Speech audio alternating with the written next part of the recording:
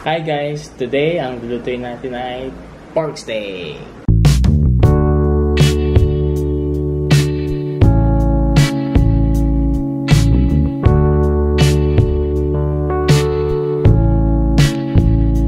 Ito guys ang mga sangkap natin para sa pork steak.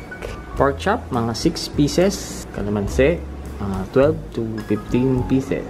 Isang small size na red onion, 6 cloves of garlic, mince, and 3 pieces or 4, depende sa trip nyo, white onion. Toyo, 150 ml. Mantika, mga 2 tablespoons. Pantimpla natin, pepper and turmeric. So, ang first step natin guys ay bababad natin ang pork chop sa pinaghalong toyo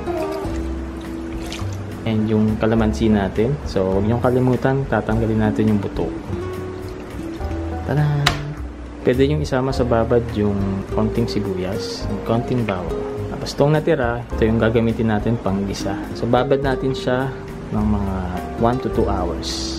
Huwag yung kalimutang padik-padik-tarin. Ayan, so ito na yung binabad nating pork chop ng mahigit 1 oras. So ayan, umpisa na natin. Preheat muna natin yung non-stick pan.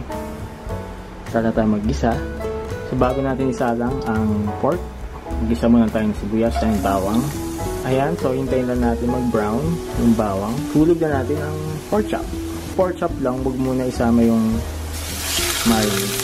Para mo siyang piprituhin. So medyo low heat lang siya. Habang hinintay natin maluto, takpan. Then habang hinintay natin yung pork chop, maghiwa tayo ng white onion for garnishing. Depende sa inyo kung gaano kadaming sibuyas. Dahil mahilig kami sa sibuyas, pampainit. So, bantayan nyo lang yung pork. Papansin nyo, nagmamantika na siya ng konti. Balibaligtarin lang natin. So, itong pinagbabaran, habang nagsisizzle siya, hintiin yung dagdag.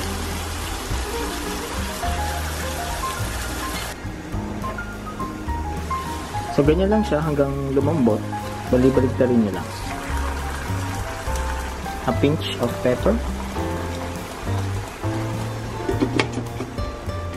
So, ayan guys. It may take 10 to 15 minutes. Depende para palambutin yung pork.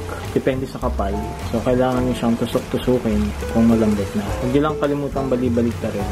Mapansin nyo, nagsasabaw-sabaw na siya. So, mamaya, tikman na natin. So, depende sa inyo kung gusto nyo medyo masabaw. Pwede nyo dagdagan ng tubig. Check na natin kung malambot na.